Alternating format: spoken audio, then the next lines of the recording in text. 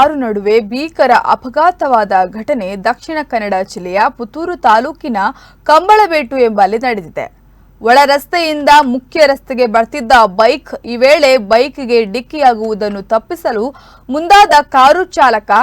ಆದರೆ ಈ ಸಂದರ್ಭ ನಿಯಂತ್ರಣ ಕಳೆದುಕೊಂಡು ಬೈಕ್ಗೆ ಡಿಕ್ಕಿಯಾದ ಕಾರು ಮತ್ತೊಂದು ಭಾಗದಲ್ಲಿ ನಿಲ್ಲಿಸಿದ್ದ ಮತ್ತೊಂದು ಬೈಕ್ಗೂ ಡಿಕ್ಕಿಯಾದ ಕಾರು. ಬಳಿಕ ಮಣ್ಣಿನ ದಿಬ್ಬದ ಮೇಲೆ ಮಗುಚಿಬಿದ್ದ ಕಾರು. ಘಟನೆಯಲ್ಲಿ ಅದೃಷ್ಟವಶಾತ್ ಕಾರು ಚಾಲಕ ಪ್ರಾಣಾಪಾಯದಿಂದ ಪಾರಾಗಿದ್ದಾನೆ. ಬೈಕ್ ಸವಾರನಿಗೆ ಗಾಯಗಳಾಗಿದ್ದು ಸವಾರ ಯತೀಶ್ ಪುತ್ತೂರಿನ ಆಸ್ಪತ್ರೆಗೆ ದಾಖಲು ಮಾಡಲಾಗಿದೆ. ಘಟನೆಗೆ ಸಂಬಂಧಿಸಿದ ದೃಶ್ಯ ಸಿಸಿಟಿವಿಯಲ್ಲಿ ಸೆರೆಯಾಗಿದೆ.